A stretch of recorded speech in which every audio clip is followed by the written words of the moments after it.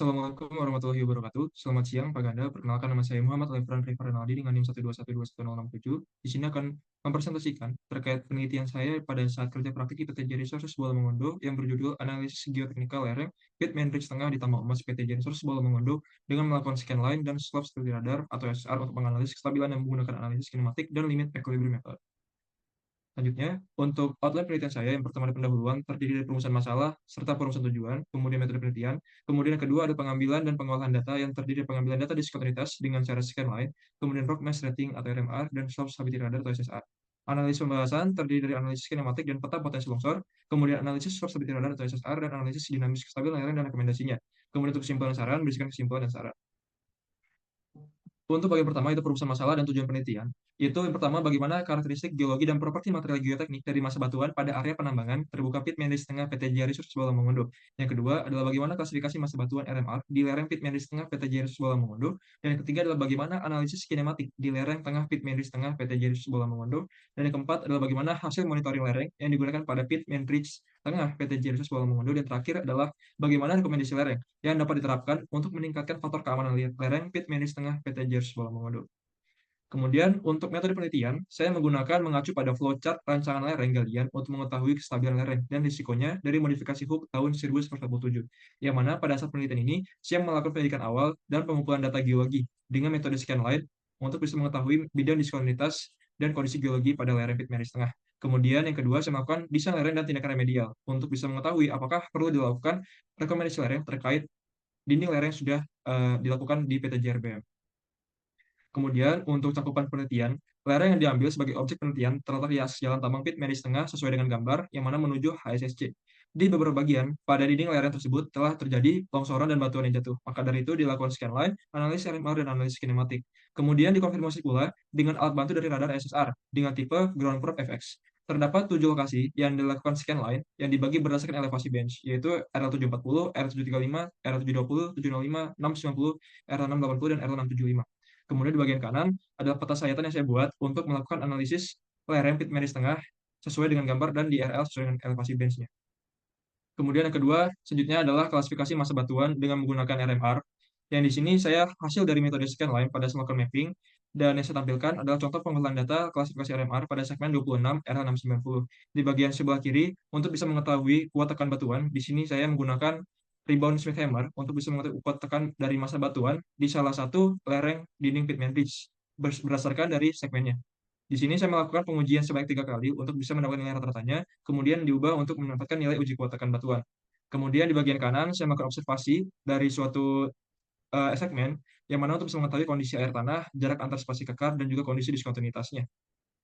Kemudian selanjutnya, dari hasil data mapping scanline tersebut, saya melakukan analisis kinematik. Di sini saya tampilkan contoh pada segmen 58 di RL675. Di sini saya bisa memperoleh orientasi lereng dari hasil scanline, di mana memiliki dip 64 derajat, dip direction 95 derajat, kemudian internal friction angle yang diperoleh dari data perusahaan PT JRBM dengan nilai 28,79 untuk material advanced argillic. Di sini bisa dilihat terkait hasil dari analisis kinematik menggunakan software DIPS, yang mana ditampilkan terdapat 3 potensi longsoran yang muncul, yaitu wedge sliding sebesar 23,81%, kemudian direct toppling dengan presentasi 4,76%, dan oblique toppling dengan presentasi 9,52%. Kemudian, selanjutnya, saya melakukan rekapitulasi RMR dan analisis kinematik dari setiap RL dan setiap segmen yang sudah saya lakukan metode scan line atau mapping, yang mana dilakukan untuk bisa mengetahui kira-kira zona mana yang memiliki kelas RMR tertentu dan zona mana yang memiliki potensi longsoran sesuai dengan jenis longsorannya. Dari hasil scan line, dilakukan dari RL740 sampai RL675, diperoleh sebanyak 72 segmen, dengan total data kekar sebanyak 462 datum kekar.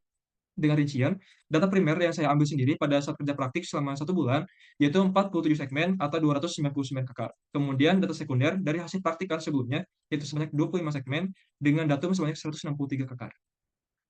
Selanjutnya, saya membuat peta klasifikasi RMR dan potensi longsoran untuk bisa mengetahui zona mana yang memiliki klasifikasi atau kelas batuan yang lemah atau yang baik. Kemudian bisa mengetahui juga terkait zona lereng yang memiliki potensi longsoran tertentu dengan persentase yang ditampilkan di peta tersebut. Kemudian selanjutnya, saya melakukan monitoring slope stability radar dengan menggunakan radar ground probe seri FX untuk memantau dan mengkonfirmasi pergerakan yang terjadi pada lereng yang sudah saya analisis dengan metode scan line. Periode saya melakukan monitoring adalah 1 Juli 2024 sampai 31 Agustus 2024. pada saat monitoring SSR, diperoleh terdapat 4 zona yang memiliki tingkat deformasi yang paling tinggi dan berpotensi terjadi longsoran yang bisa dilihat memiliki karakteristik berwarna abu-abu yang mencirikan dari material argilik. Kemudian, selama dilakukan monitoring, diketahui bahwa pada tanggal 12 Juli 2024 dan 13 Agustus 2024 terjadi longsoran. Salah satu faktor yang menjadi penyebab itu diindikasikan karena tingkat hujan yang sangat tinggi yang mana kebetulan karena di PTJRBM pada bulan tersebut adalah bulan basah.